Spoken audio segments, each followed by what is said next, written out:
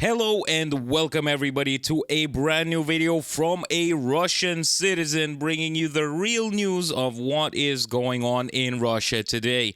And the most interesting topic that we got going on is Putin is waving his nuclear baton to the West and to the Ukraine, saying that if something doesn't go to plan and if the West and Ukraine crosses some sort of a red line, which nobody really knows what is at the moment, because from what I've seen, a lot of red lines have been crossed, but they've just been moving around the place. He will use nuclear weapons. Now let's check out this video right here. We reserve the right to use nuclear weapons in the event of aggressions against Russia and Belarus as a member of the Union state with the Belarusian side. With the president of Belarus, all these issues have been agreed upon, including if the enemy using conventional weapons creates a critical threat to our sovereignty. In conclusion, I would like to note that all clarifications are deeply verified and proportionate to modern military threats and risk in relations to the Russian Federation. Let's get to work. The floor is given to the Minister of Defense, Andrei. What else would I especially like to draw your attention to? In the updated version of the document, aggression against Russia by any non-nuclear state, but with the participation of support of a nuclear state, is proposed to be considered as their joint attack on the Russian Federation.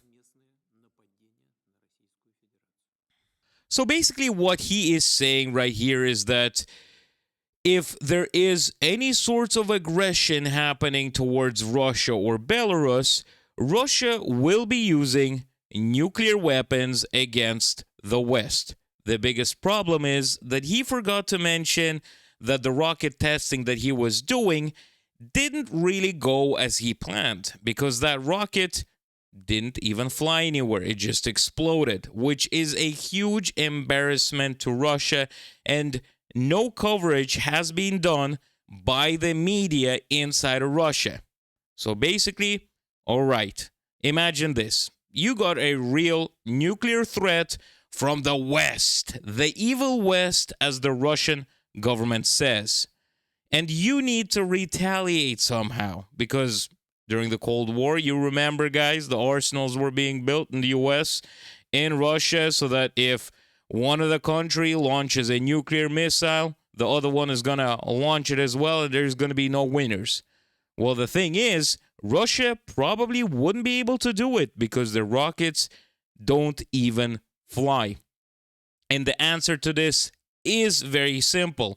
It's not because the engineers in Russia are stupid. There's a lot of highly skilled engineers that know what they're doing in Russia.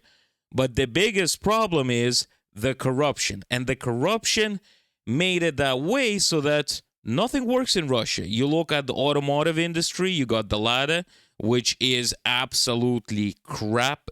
I don't even consider them as cars whatsoever. Obviously, you got the Lada Niva, but let's not even get into that. All right, it's a good off-road car, but not for the price. And we're living in 2024, not in the 1980s, to be producing such an unsafe cars. And talking about the other cars, which is basically rebadged Chinese vehicles with Russian logos. So Russia can't produce anything, and that is the result of huge mass corruption and not letting anybody do anything about it, because all of the Kremlin's friends are making millions and millions of dollars from stealing from the Russians. So what do we got here? We got a huge threat from the Russian president that if anybody crosses the red line, even Ukraine or the West, which, he's been saying that, if you come into the Russian Federation, that's going to be a big red cross, line, flag, whatever the heck he was saying, and we will have to be retaliating. But I would like to remind you guys that the Ukrainian army has been in Kursk region for the past 2 months. 2 months is a very very long time, because there were promises by the Russian government, by the Russian military officials, that the Ukrainian army is going to be pushed back in a matter of a week, which was also a lie. And what can we make from this? That everybody in Russia just lies in general. You know, the military, the government, and nobody really cares about the citizens in those regions either, because as we saw in the previous videos that I have made, there was a lot of talks about using carpet bombing to destroy the villages so that they could push back the Ukrainians and that they wouldn't need to be capturing that area because there would be nothing. But they never mentioned the 200 or 300 Russian citizens living there.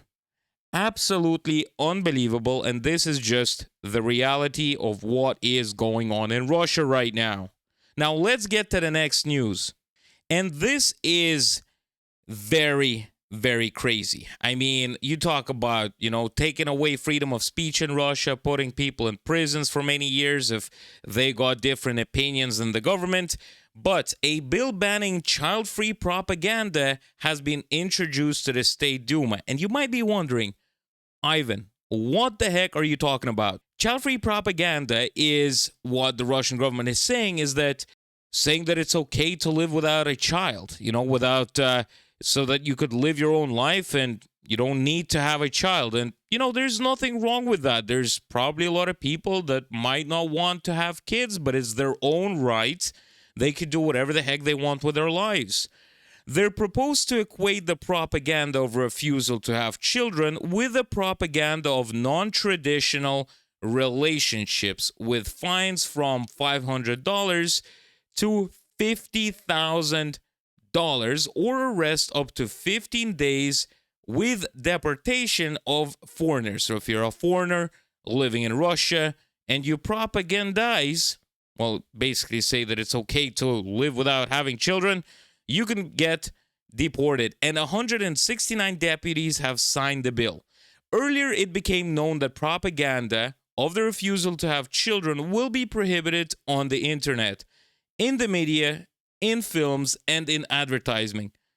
And in advertising. The punishment for such propaganda of the internet and in the media will be stricter than in other cases. So, in Russia, you can't have your own opinion. We got that already. All right. So now you cannot say that it's okay to not have children.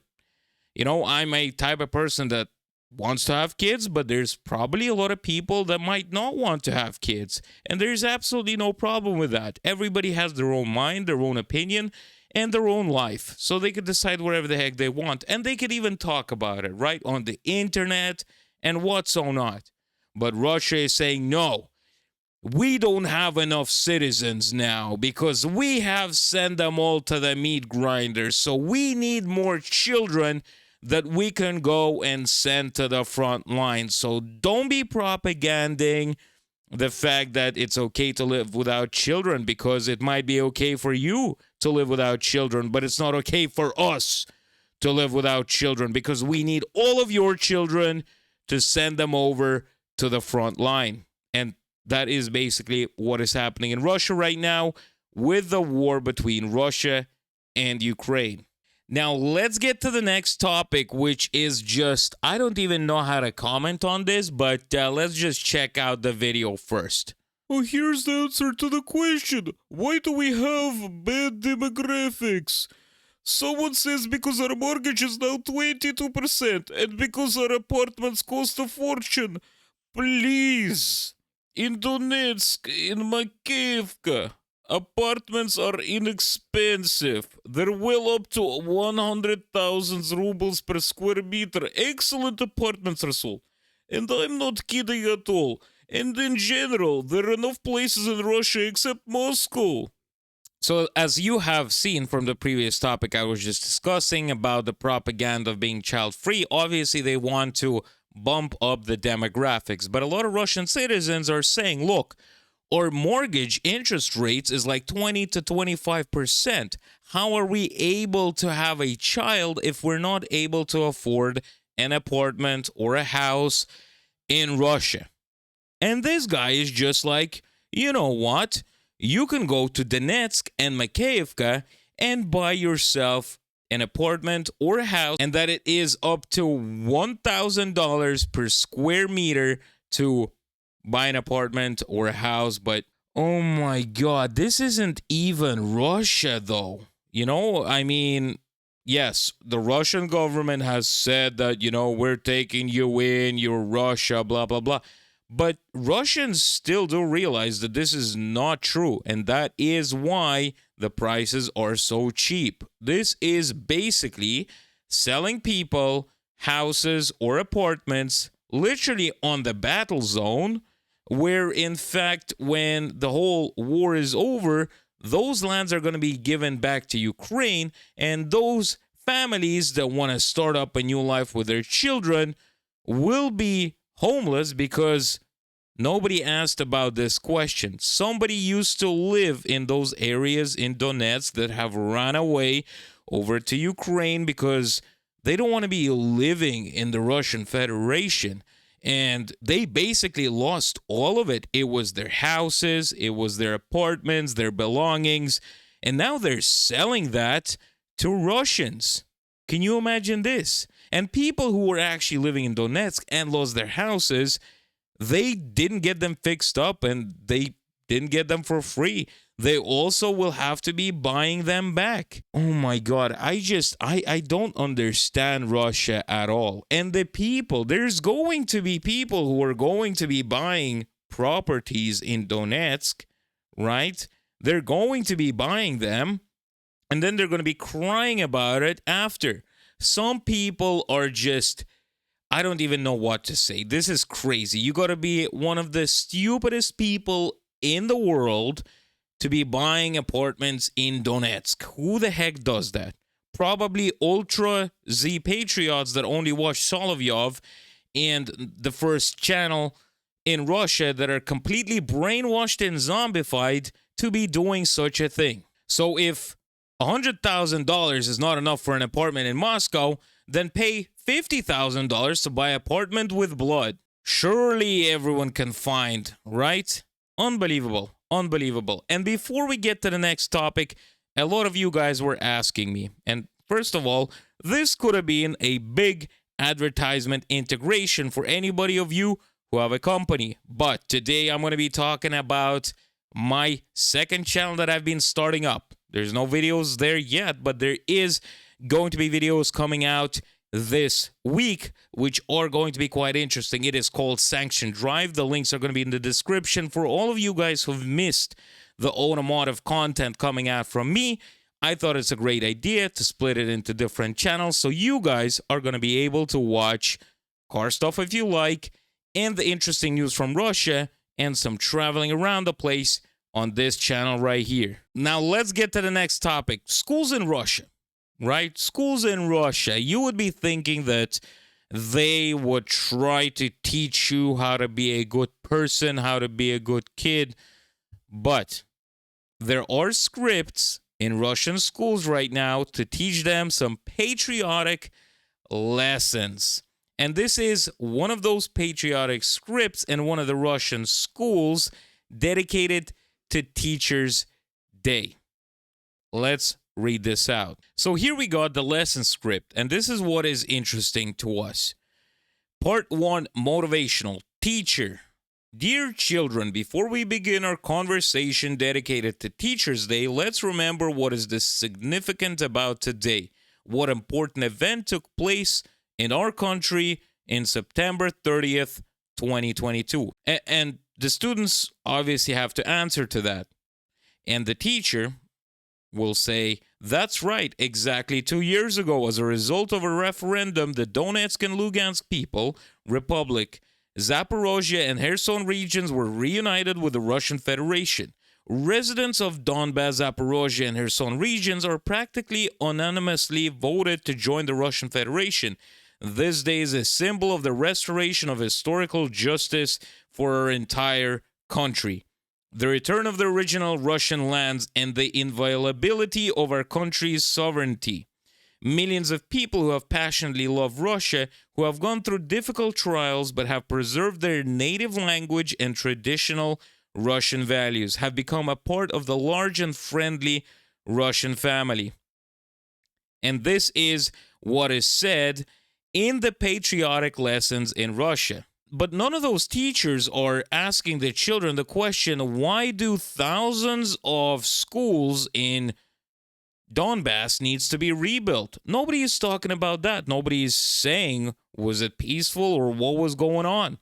This is the reality of Russia. They are teaching the kids the false history and the propaganda to get inside of their heads so that they will keep on voting for dictatorship regime for the rest of the life. And when you put that seed into a child's brain at such a young age, you get what you have right now, because Russia has been living under communist regime and people were praying to the communist leaders like they were gods. Something that is happening today as well in Russia. Oh my God, I just feel really saddened because I love Russia, but I hate the Russian government. It just makes me really, really sad and very, very disappointed at where my country is heading. Now, a lot of Russian citizens are saying that, all right, Putin is not the best leader in the country sometimes, but they say that his foreign policy is amazing. And let's see what foreign policy he has achieved for the past 25 years. And I find this quite funny because if we check this out right here, it says that this article right here says the Iranian president said that the country never approved of aggression against Ukraine. Could you imagine this? And what is interesting as well is that you would have thought that they are friends, right? But when countries realize that Russia is losing, and this is a clear sign of this, one of the best allies, you could say, right, which I never thought that they were probably allies with Russia, China's foreign ministry declared friendship and strategic partnership with Ukraine. I wonder how Vladimir Putin is going to be answering to this, because I find it quite amusing that the countries that he is trying to build relationships are turning their backs on him, because this is a clear sign that his time is coming to an end. When countries like this are saying that we've never supported you, we're not going to be supporting you, clear sign right here, guys. It seems like all of this might be over very, very soon. What do you guys think about this? I would love to hear your comments about this situation right here in the comment section below. And also, don't forget to subscribe to the channel and like the video if you find it informative, because it really helps the channel grow. Now, what is really funny is that, we've talked about the propaganda thingy about being child-free and all that stuff. But the funniest thing is that a month ago, the Russian government reported the population real income had grown sharply. They were saying, oh yeah, like those Western people that come to Russia and make videos about how Russians are living a great life, earning millions of dollars in salary. The question is, why don't they have enough money for a can of formula for their baby? And we can see this image right here. The State Duma has proposed to distribute free milk formulas to newborns. The cost of one can of milk formula exceeds 2,000 rubles, which is $20, and some parents do not have enough money for it. The Committee on Family Affairs stated they propose to give out formulas free of charge with a prescription. So, yeah, the Russians are definitely making a bank right now because they cannot afford a formula. So, to even grow the little children to go and fight in the future is impossible because the salaries in Russia are extremely low. The prices of housing is extremely high. The prices of groceries are so high that Russians are not able to afford them. And if they plan on having a child, it's near impossible to keep them fed. So now the Russian government is trying to fix this out somehow by distributing free baby formulas. Flipping heck. Would you imagine that a country so big, right, with so many resources, that the citizens cannot afford baby formulas? This is just unbelievable. And this is the reality of Russia. Now, to the next news, I want to make this a very interesting, long news article right here because I was out for a few days. And right here we see a video of the Krasnodar Regional's Children Clinical Hospital. Patients are complaining about hordes of cockroaches in their rheumatology department. According to parents of patients, their children, some of whom need to be hospitalized regularly due to serious illnesses, experience stress every time they're hospitalized. Cockroaches crawl freely around the wards and corridors. Adults told a source that they complained to doctors about the situation, but the conversations turned into jokes. For example, one of the mothers was told that cockroaches are friends of the department. Parents are afraid to write complaints because they fear worsening their relationship with doctors.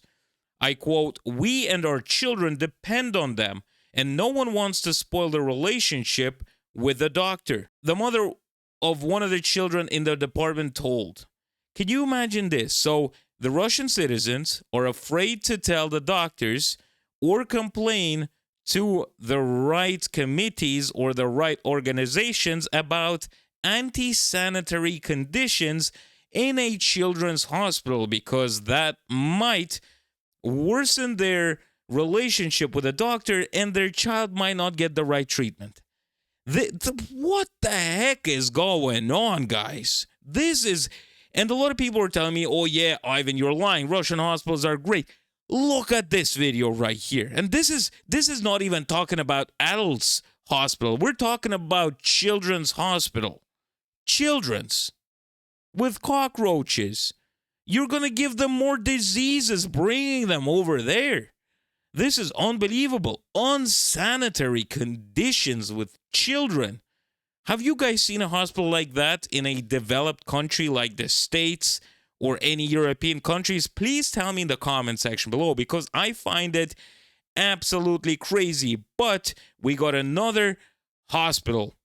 Residents of Irupinsk complain about the terrible state of the dermatovenerologic dispensary. There is no water, the toilets do not work, and the quality of repairs is poor.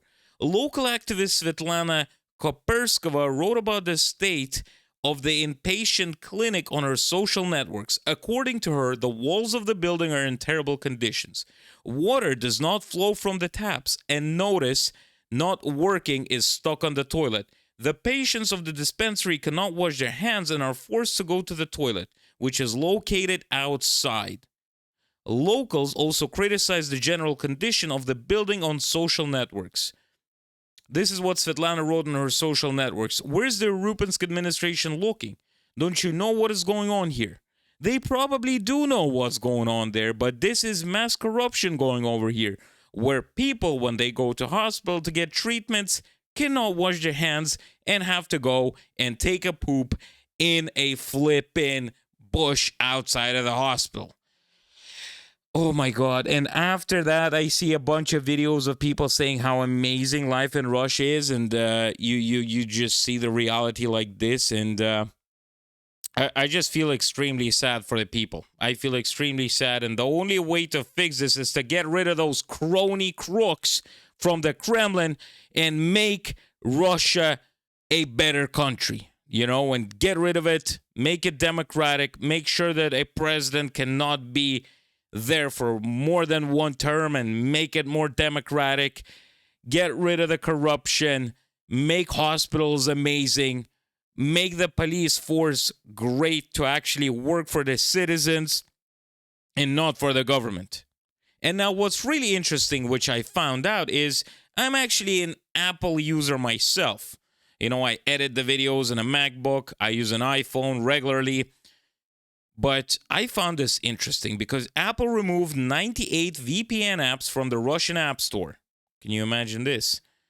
The study was conducted by the Great Fire Project, and Roskomsvobota, a foreign agent, drew attention to it. Using the App Store Monitor platform, it was possible to find out that 60 such applications were removed from July to September without any announcements, while Roskomnadzor, which is a Russian organization that makes sure that the internet is clean and safe, you know, which is basically the propaganda machine right there to get rid of any news coming into Russia, publicly announced the requirements to block only 25 applications. Greatfire indicated that more than 20% of the applications were blocked without public notifications.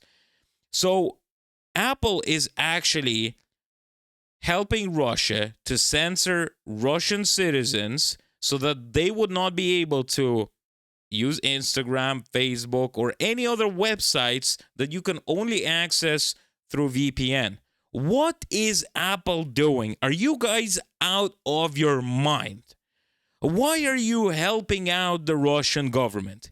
Apple, come on, like, this is unbelievable. This makes me want to throw out my MacBook and my iPhone out of my balcony, and then when it's crushed on the ground, drive over in a car over it again and then light it on fire, because this is just unbelievable. You're helping a dictatorship regime in censoring the people from getting the real information into their heads. Flippin' heck, I would have never expected something like this to happen from Apple. I hope somebody actually looks into this and starts asking them questions.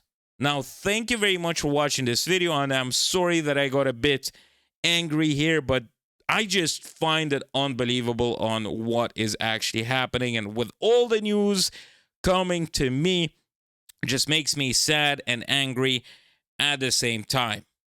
Thank you very much for watching this video. I hope you found it informative, and if you did, hit the like button, hit the subscribe button, and comment under the comment section and tell me if you enjoyed the video. Now, a lot of people were asking me if my trip to another country was successful. Yes, it was, guys. Now we gotta wait for Google to actually be paying out once again, and then I think we will be sorted out. So thank you very much for everybody who supported me, who messaged me, who helped me out on the live streams. I really, truly appreciate it. You guys are legendary, and I really appreciate every single one of you being on this channel. It really, truly means a lot to me. Thank you very much, and I will see you guys next time.